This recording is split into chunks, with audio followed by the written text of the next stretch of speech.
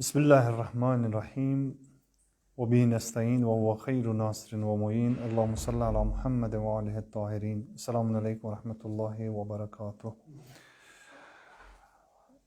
ہماری بحث تفسیر قرآن کے سلسلے میں چل رہی تھی اور تفسیر بالرأی کی طرف ہم نے اشارہ بھی کیا، اور اس کے بعد ایک اہم بحث جو حکیم فرزانہ استاد محترم نے یہاں پہ جس کی طرف تذکر بھی دیا، اور بہت ہی اہم بحث تھی جو گزشتہ تفسیروں میں دیکھنے کو نہیں ملتی ہے، وہ ہے شان نزول کے ساتھ ساتھ فضائے نزول اور جو نزول کے بارے میں بحث کرنا۔ کہ استاد محترم نے فرمایا کہ یہ تینوں چیزوں کو اگر ملاحظہ کیا جائے تو ایک اہم تفسیر اور تفسیر سے مربوط مضامین بہت ہی اعلیٰ درجے کے انسان اور ایک مفسر سامنے رکھ سکتا ہے اور اس سے نتیجہ اخذ کیا جا سکتا ہے، لیکن شرط یہ ہے کہ ان تینوں چیزوں کو، یعنی جہاں شان نزول پہ بحث کی جاتی ہے وہاں پہ نزول کی فضا پہ بھی بحث کی جائے کہ کس فضا میں اور کس ماحول میں یہ آیت نازل ہوئی، اور اس کے ساتھ ساتھ وہ جو تھی حاکم پورے قرآن پہ، پورا 23 سالہ جو دور تھا اس ماحول کو بھی بیان کیا جائے۔ لہٰذا ان تینوں چیزوں کو ملاحظہ کرنے کے بعد ایک اچھی تفسیر بیان کی جا سکتی ہے۔ آج ہم ایک اور اہم بحث کی طرف اشارہ کریں گے، اور دو بحثیں ہیں در واقع جن کی طرف ہمیں اشارہ کرنا بہت ہی ضروری ہے اس تمہید میں۔ ایک ہے جو نئے مسائل اور نئے قضایا اور شبہات، علمی یا عملی شبہات جو وارد ہوتے ہیں، ان شبہات کو قرآنی فہم کے سائے میں کس طرح سے جواب دیا جائے۔ اور دوسری بات ہے اوصاف قرآن، روایات کے روح سے، کہ روایت کے سلسلے میں کچھ روایتیں یہاں پہ آخری بحث میں استاد محترم نے بیان کی ہیں کہ جن میں قرآن کی کچھ اہم صفات کی طرف اشارہ کیا گیا ہے۔ تو پہلی بحث جو ہے وہ ہے نئے شبہات اور نئے سوالات۔ دیکھیں، ابتدا میں یہ چیز میں عرض کروں کہ اللہ تعالیٰ نے انسان کو رزق دیا ہے، اور یہ رزق دو طرح کا ہے۔ کبھی انسان کو معنوی رزق سے لطف اندوز کیا ہے، اور کبھی انسان کو مادی رزق عطا کیا ہے۔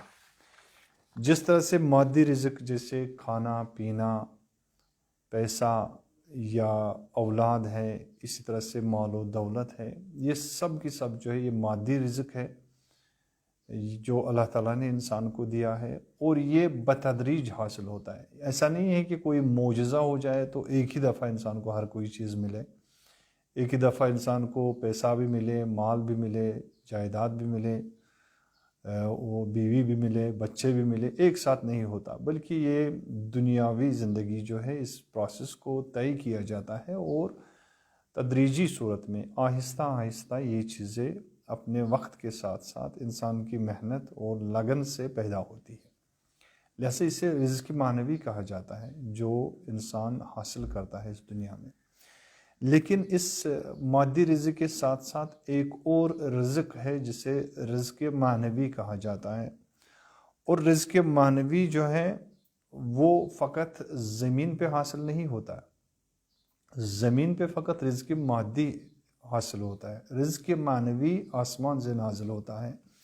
جیسے قرآن بھی فرماتا ہے وَفِي السَّمَاءِ رِزْقُكُمْ وَمَا تُوعَدُونَ، یعنی تمہاری رزق، تمہاری روزی جو ہے وہ آسمانوں میں ہے، اور جو کچھ تم سے وعدہ کیا گیا ہے۔ لہذا رب السماوات والارض جو ہے وہ تمہیں اس رزق سے نوازتا ہے۔ لہذا یہ رزق جو ہے کسی مخزن سے، کسی خزانے سے نکلتا ہے، اور وہ خزانہ کیا ہے؟ وہ الہی خزانہ ہوتا ہے۔ یہ رزق معنوی اللہ تعالیٰ نے ہر دور میں انسان کے لیے رکھا ہے۔ مثلا جس دور میں بھی انسان زندگی گزارتا تھا، عام طور سے اور عمومی طور پہ ایک عمومی سطح پہ رزق معنوی عطا کیا۔ وہ کیا ہے؟ وہ ہے اسلام، وہ ہے دین۔ ان الدین عند اللہ الاسلام، یعنی ہر دور میں انسان کی ہدایت کے لیے اللہ تعالیٰ نے انبیاء بھیجے، اور انبیاء کے ہاتھوں ایک اہم پیغام بھیجا، وہ ہے دین کا۔ لہذا دین رزق معنوی ہے، کیونکہ دین کے سائے میں انسان کو وہ روحانی کمالات اور بلندیاں حاصل ہوتی ہیں کہ جن سے انسان آسمانوں کو چھوتا ہے، نہ کہ مادی رزق کے ذریعے سے۔ لہٰذا یہ رزق عمومی ہے، تمام دین جو ادیان الہی ہے، چاہے وہ مسیحی دین ہے، چاہے یہودی دین ہے، چاہے اسلام ہے، یا دوسرے جو ابراہیمی یا الہی دین ہے، ان سب میں یہ عمومی طور پہ یہ رزق پایا جاتا ہے۔ اور ہر دور کے لیے ایک خاص رزق بھی عطا کیا ہے اللہ تعالیٰ نے۔ وہ کیا ہے؟ وہ ہے شریعت۔ استاد فرزانہ فرماتے ہیں وَلِكُلِّ جَعَلْنَا مِنْكُمْ شِرْعَةً وَمِنْهَاجًا۔ اس آیہ شریفہ جو سورہ مائدہ کی آیہ شریفہ ہے، اس کا سہارا لیتے ہوئے فرماتے ہیں کہ شریعت ہر دور کی شریعت الگ تھی، اگرچہ دین ایک ہی تھا لیکن ہر دور میں الہی قانون الگ ہوتا تھا، اور جتنا انسان ترقی کرتا گیا یہ الہی قانون بھی اتنی ہی ترقی کرتا گیا، اور رسول اکرم صلی اللہ علیہ وآلہ وسلم کے دور میں یہ قانون مکمل ہوا، اور یہ شریعت نافذ ہے ہمیشہ کے لیے، ہر دور کے لیے اور قیامت تک کے لیے۔ لہٰذا یہ رزق خاص ہے۔ خلاصہ یہ کہ معرفت دین جو ہے، معرفت دین یہ رزق خاص ہے، اور یہ رزق معنوی ہے جو انسان کو عطا کیا گیا۔ اب علماء کی ذمہ داری کیا ہے؟ مفسر کی ذمہ داری کیا ہے؟ مفسر کی ذمہ داری یہ ہے کہ وہ جب بھی نت نئے مسائل، دیکھیے ٹیکنالوجی پیش رفت کر رہی ہے، ترقی ہو رہی ہے، انسان ہر چیز میں انسان ترقی کرتا جا رہا ہے، لیکن مسائل بھی نئے نئے وجود میں آتے ہیں۔ نئی نئی ترقی کے ساتھ ساتھ نئے نئے مسائل جو ابھرتے ہیں، نئے نئے اعتراضات ذہن میں آتے ہیں، نئے نئے شبہات اور خیالات معرفت دینی کے سلسلے میں ذہن اور انسان کے دماغ میں آتے ہیں۔ ان کا جواب دینا ہے۔ یہ جواب کون دے گا؟ یہ ذمہ داری ہے علماء کی، مفسر قرآن کی۔ وہ قرآن کے سائے میں ان کا جواب دے اور اسے آگاہ ہونا چاہیے۔ لہٰذا آگاہی ضروری ہے۔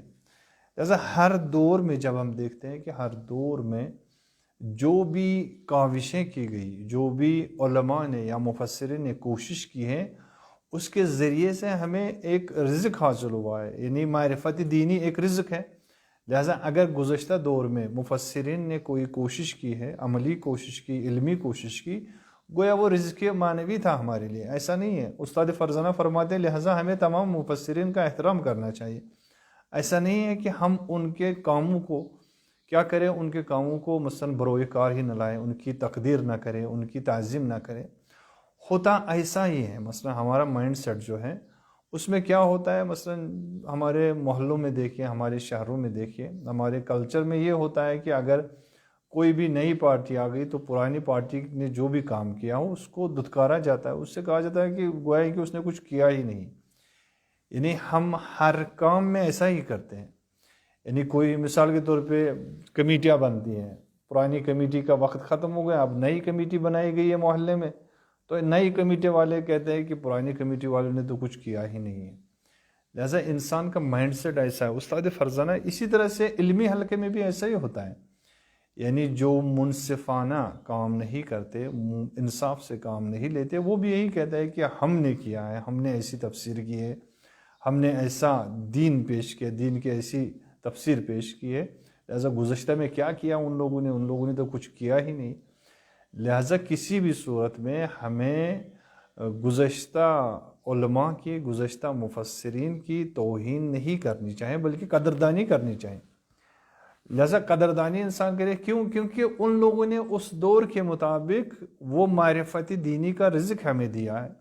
یہ مثال بالکل اس بچے کی طرح ہے، شیر خارگی کا جو دور ہوتا ہے بچے کا، مثلا دودھ پیتا ہے۔ اب یہی دودھ پیتا بچہ جب جوان ہوتا ہے تو اس سے کیا ہوتا ہے، اس سے اگر کہا جائے جا کے مثلا جو دودھ ہے ماں کا وہ پیے، اس سے کڑواہٹ ہوتی ہے، اس سے کراہت ہوتی ہے، وہ اس کے لیے منزجر ہے، وہ اس کے لیے یعنی قابل درواقع اس قابل نہیں ہے کہ وہ جا کے، یعنی کراہت ہے اس سے۔ اب جوانی کے دور میں اسے اس دودھ کی ضرورت نہیں ہے، لیکن اگر وہ دودھ اسے شیر خارگی کے دور میں نہ دیا جاتا کہ جس دور میں اس دودھ کی اسے ضرورت تھی تو آج یہ جوان نہ ہوتا، آج اس جوان کے اندر اتنی عقلی یا فکری طاقت اور قدرت نہ ہوتی۔ لہٰذا ماں نے جب اس کو بچپن میں دودھ پلایا تو یہ دودھ اس وقت کی ضرورت تھی، اب ہم جوان ہو کے یہ کہے کہ ہمیں تو اس کی ضرورت ہی نہیں تھی، نہ پلاتی مثلا، ایسا نہیں کرنے چاہیے، غیر منصف انسان ہے۔ یہ معرفت دینی بھی اسی طرح سے ہے، یعنی بہت سارے علماء و مفسرین آئے، انہوں نے اپنے دور کے مطابق تفسیر لکھی، تفسیر کی، لہٰذا وہ معرفت دینی، وہ رزق الہی تھا، وہ اپنی جگہ پہ برقرار ہے۔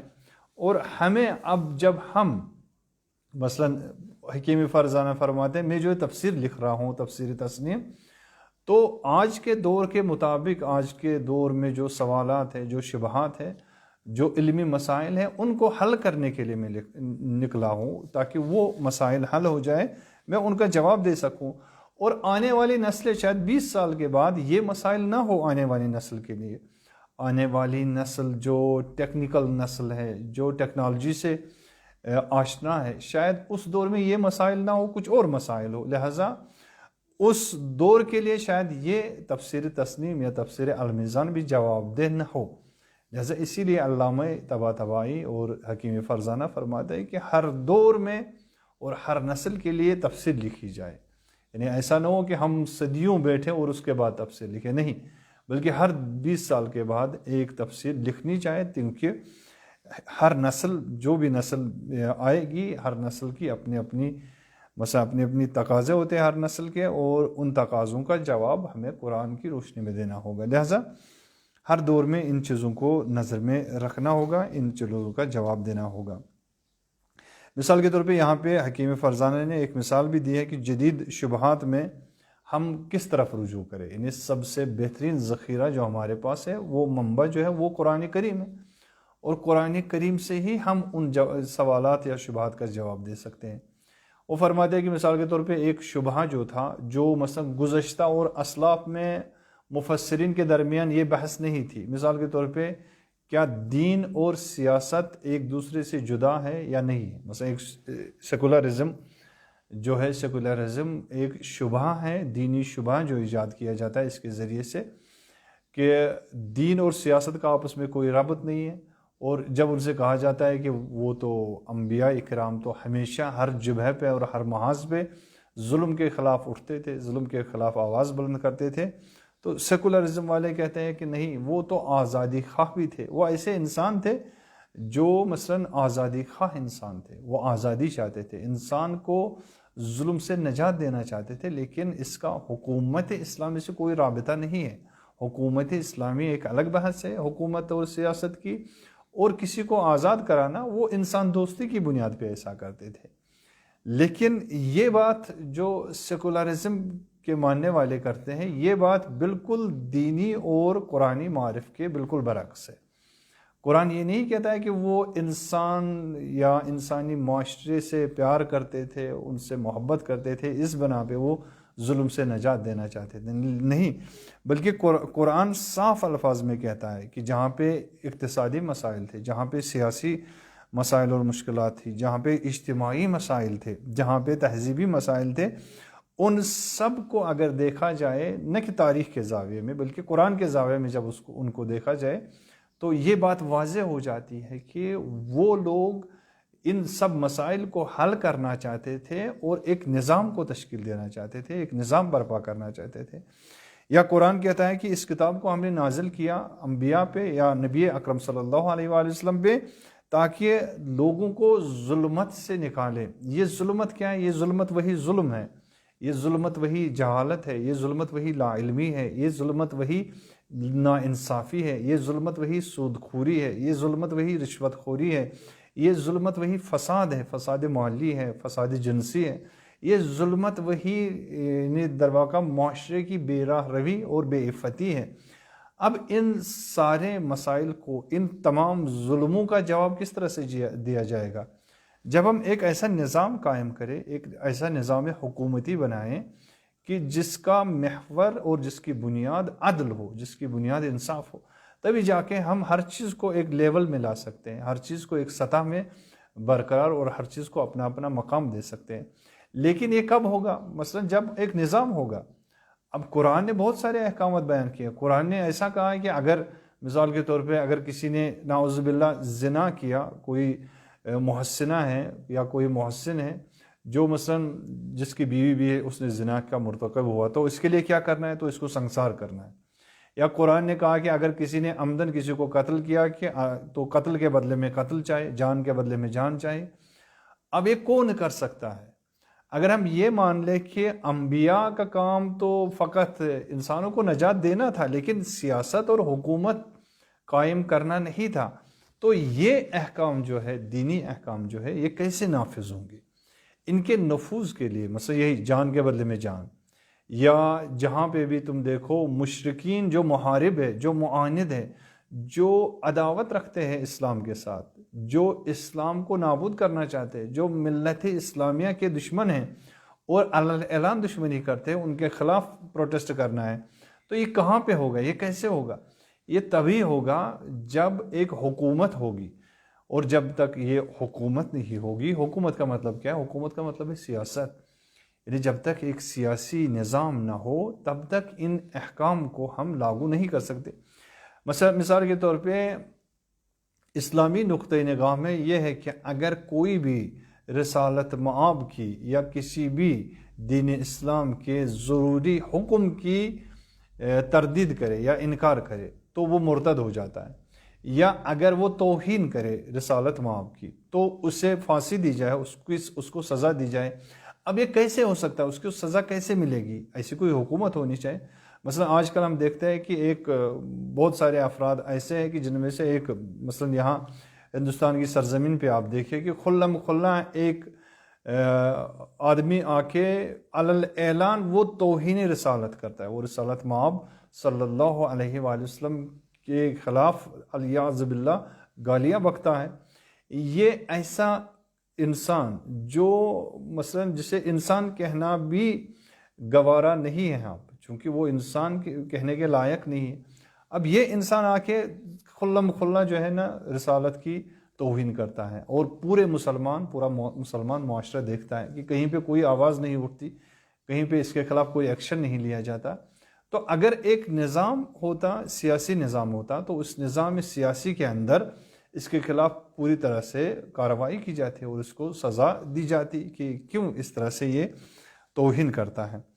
لیکن چونکہ پس سیکولرزم کیا ہے؟ سیکولرزم کا یہی شبہ ہے، شبہ علمی، کہ دین تو اپنی جگہ پہ، دین کو پابند رکھو، مسجدوں تک دین کو پابند رکھو، امام بارگاہوں تک، خانقاہوں تک، اور دین کو پابند رکھو مثلا نجی مسائل تک. باقی معاشرے میں اگر آنا ہے تو دین کو ساتھ میں مت لاؤ، بلکہ معاشرے میں اپنی زندگی ہے، معاشرے میں ایک انسان آزاد ہے.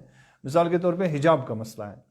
حجاب کیا ہے؟ حجاب ایک نجی مسئلہ ہے، ایک انفرادی مسئلہ ہے یا اجتماعی مسئلہ ہے؟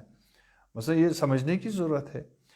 حجاب اور جہاں پہ بدحجابی ہے تو اس کو کس طرح سے لاگو کیا جائے؟ حجاب ایک انفرادی مسئلہ نہیں ہے کہ کوئی یہ سمجھے کہ نجی مسئلہ ہے تو میں کروں یا نہ کروں تو تمہیں کیا اس سے. نہیں، حجاب ایک اجتماعی مسئلہ ہے. جب اسلام حجاب کی بات کرتا ہے، ایک پردے کی بات کرتا ہے، تو اس کو ایک اجتماعی رکن کی حیثیت سے پیش کرتا ہے کہ اگر اس اجتماعی رکن کو سماج میں لاگو اور نافذ نہ کیا جائے تو اس سے جتنے بھی برے اثرات برآمد ہوں گے وہ پورے معاشرے کو لے ڈوبیں گے، اس سے پورا معاشرہ بگڑ جائے گا. لہذا کلی طور پہ یہ ہے کہ اسلام یہ چاہتا ہے کہ جہاں اسلام کا حکم ہے تو وہاں اسلام کی سیاست بھی ہے. جہاں اسلام اقتصاد کی بات کرتا ہے تو اسلام وہاں پہ اپنی سیاست بھی کرتا ہے، اپنی سیاسی بات بھی کرتا ہے. لہذا اسلام اور سیاست کا جو رابطہ ہے بقول امام خمینی، یہ ایک ہی سکے کے دو پہلو ہیں. یعنی دین عین سیاست ہے اور سیاست عین دین ہے، ایک دوسرے سے بالکل جدا نہیں ہے. بقول علامہ اقبال کے، جدا ہو دین سیاست سے تو رہ جاتی ہے چنگیزی. نہ ہی ہم دین کو سیاست سے جدا کرتے اور نہ ہی سیاست کو دین سے جدا کر سکتے. لہذا ان سب چیزوں کی طرف بہت ہی توجہ کرنی چاہیے. یہ ایک اہم بحث تھی کہ استاد فرزانہ نے اس کی طرف توجہ دلائی کہ اس کی طرف انسان اور مفسر توجہ کرے. اگر مفسر توجہ نہ کرے تو اسلام کے بہت سارے احکام اور بہت سارے قوانین جو ہیں وہ در واقع ظلمت میں رہ جاتے ہیں، ان کا رائے حل نہیں نکل آتا۔ یہ ایک بحث تھی۔ آخری بحث میں اور آخری فصل میں استاد محترم نے ایک اہم بحث کی طرف اشارہ کیا ہے، اور یہ بھی فرمایا ہے کہ چونکہ میری روش اور میرا طریقہ جو تفسیر کا ہے وہ یہ ہے کہ آیتوں کے بعد روایات کا سلسلہ الگ لا کے آیتوں کی تفسیر کی جاتی ہے۔ یعنی ایسا نہیں ہے کہ آیات کے ساتھ روایات کو مخلوط کیا جائے، نہیں، پہلے آیتوں کی بحث ہوتی ہے، پھر الگ سے روایات کی بررسی اور تحقیق ہوتی ہے۔ لہٰذا اسی طریقے سے فرماتے ہیں کہ میں بھی یہاں پہ اس تمہید میں اور اس پیش گفتار میں یہاں پہ ایک ایسی بحث کرنا چاہوں گا آخر میں جو روایات کی بحث ہے، اور روایات کی روشنی میں یہاں پہ تمام جو اوصاف ہے اور جو صفتیں روایات میں وارد ہوئی ہے قرآن کے سلسلے میں، ان صفات کی طرف اشارہ کرنا چاہوں گا۔ اور علامہ فرزانہ نے کچھ روایات کو یہاں پہ ذکر کیا ہے، اور 13 خصوصیات جو قرآن کی ہیں وہ یہاں پہ بیان فرمائی ہے۔ ان 13 خصوصیات میں سے جو پہلی خصوصیت ہے وہ یہ ہے کہ فرماتے ہیں کہ جو قرآن ہے، قرآن مہمان خدا ہے، یعنی پہلا مہمان جو خدا کے سامنے حاضر ہوگا قیامت کے دن وہ قرآن ہے۔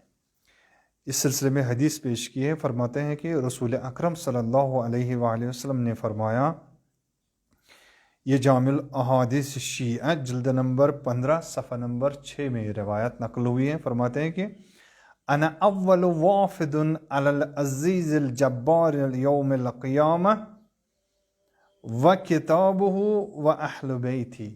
فرماتے ہیں کہ نبی اکرم فرماتے ہیں کہ میں پہلا بندہ ہوں جو حاضر ہوگا، جو وارد ہوگا کس پہ؟ اللہ تعالیٰ کی ذات پہ روز قیامت کے دن۔ اور میرے ساتھ کون ہوگا؟ میرے ساتھ اس کی کتاب ہوگی، اللہ کی کتاب ہوگی، اور میرے اہل بیت میرے ساتھ ہوں گے۔ تو تمام مخلوقات میں جو سب سے پہلی مخلوق پروردگار کے یہاں حاضر ہوں گی، وہ مخلوق کیا ہے؟ وہ اللہ تعالیٰ کے بارگاہ میں یہی ذوات مقدسہ ہیں۔ ہر چیز تو اللہ کی طرف ہی پلٹے گی، ہر چیز کی بازگشت اللہ ہی کی طرف ہے۔ انا للہ وَإِنَّا إِلَيْهِ راجعون وَيَا عَلَىٰ إِلَى اللَّهِ تَصِيرُ الْأُمُورُ۔ یعنی تمام امور کی بازگشت اور پلٹ اللہ تعالیٰ کی طرف ہے، اسی خالق کی طرف ہے۔ لیکن سب سے پہلا مہمان جو ہے وہ رسول اکرم، قرآن پاک اور اہل بیت اطہار علیہم الصلاۃ والسلام ہیں۔ یعنی چونکہ سب نور ہیں، یعنی اللہ کی ذات نور ہے، نبی اکرم کی ذات نور ہے، قرآن نور ہے، اہل بیت نور ہے، لیکن یہ تینوں نور کثرت میں ہیں۔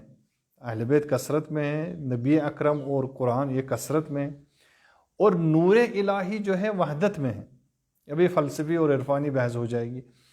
اب یہ کثرت کہاں پہ وارد ہوگی؟ یہ وحدت پہ وارد ہوگی۔ لہٰذا یہ تینوں نور جو ہیں یہ وارد ہوں گے اور ان کو برتری حاصل ہوگی اللہ کے نزدیک۔ یہ پہلی صفت کہ مہمان خدا کی حیثیت سے پہلا مہمان قرآن ہے۔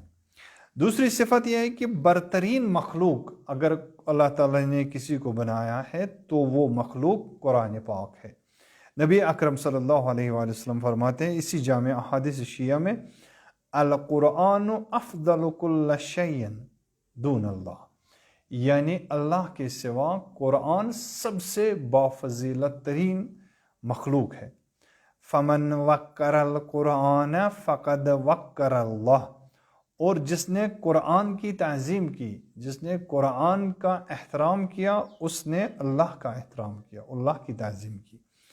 وَمَن لَمْ يُوَقِّرِ الْقُرْآنَ، اور جس نے قرآن کا احترام نہیں کیا، اس کی تعظیم نہیں کی، فَقَدْ اسْتَخَفَّ بِحُرْمَةِ اللَّهِ، تو اس نے کیا کیا؟ اس نے حرمت خدا اور خدا کے احترام کو کم کیا، سبک کیا اس نے۔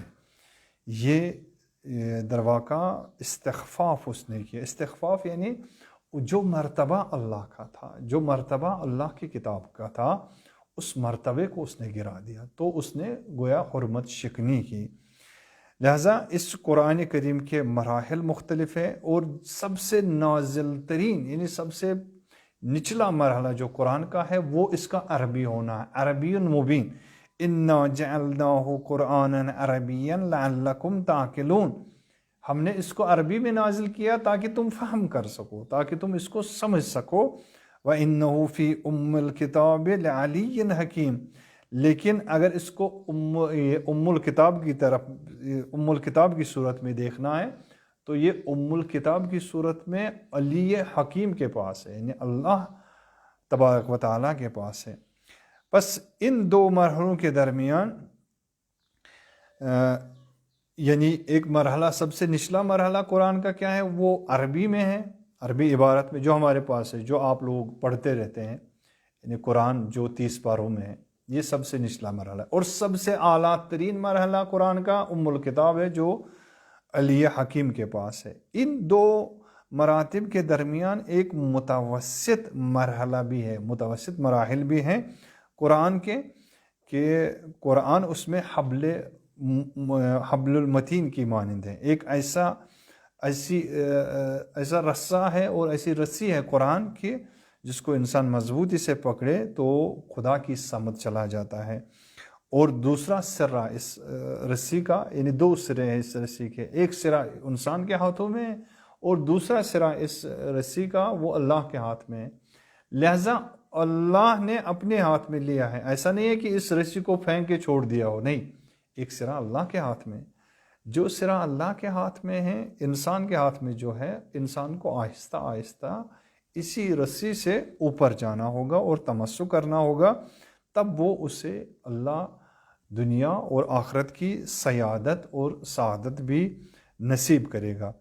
لہذا قرآن جو حمل کرتا ہے قرآن کو، قرآن کے کچھ حاملین ہیں جو قرآن کو حمل کرتا ہے، ان قرآن اٹھانے والوں کے لیے، قرآن کا پیغام پہنچانے والوں کے لیے کیا ہے، فرماتے ہیں کہ قرآن کا پہنچانے والے یا قرآن کو اٹھانے والے، یعنی کچھ ایسے ہوتے ہیں نا، دو طرح کے لوگ ہوتے ہیں، کچھ حامی ہوتے ہیں، کچھ حامل ہوتے ہیں۔ حامل یعنی اٹھانے والا، مثلا عورت کو حاملہ کیوں کہا جاتا ہے کہ یہ حاملہ عورت ہے؟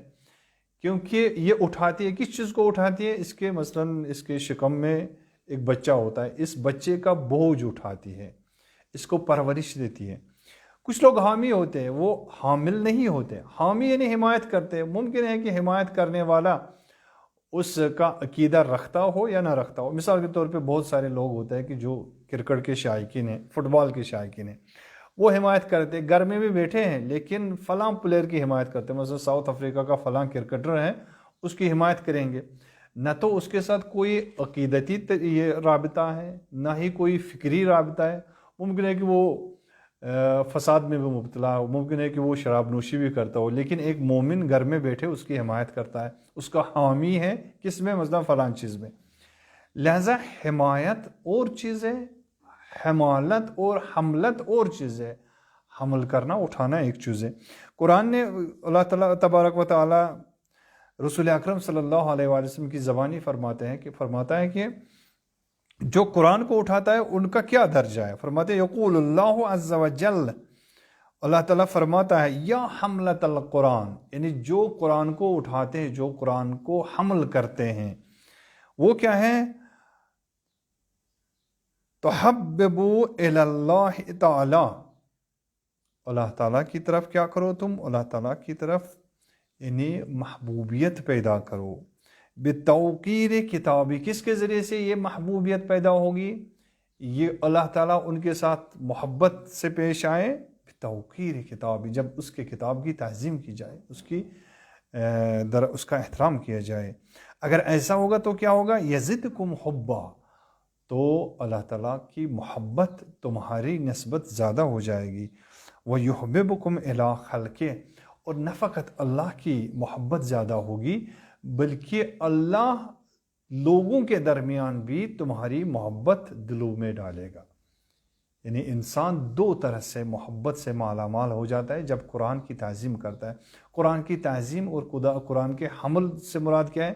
اس کا مطلب یہ ہے کہ قرآنی جو معرف ہے، قرآنی جو دروس ہے جو اعلیٰ درجات کے معارف ہے ان پہ عمل پیرا ہو انسان. اگر انسان ایسا ہوگا تو انسان اللہ کی نظر میں بھی محبوب ہوگا اور انسان کو اللہ دوسروں کی نظروں میں بھی محبوب قرار دے گا. اللہ تعالی ہم سب کو محبوب اللہ اور محبوب الناس قرآن کی برکت سے قرار دے. اور جتنے بھی ناظرین ہمارے پروگرام دیکھتے ہیں اور اس پروگرام میں شرکت کرتے ہیں، بہت سارے اس طرح سے میسیج بھی کرتے ہیں کہ ہمیں کوئی سوال بھی پوچھنا ہے، تو آپ لوگ بالکل اسی طریقے سے اپنا سوال بھی بھیج سکتے ہیں اس قرآن کے سلسلے میں، اس کا جواب بھی دیا جائے گا.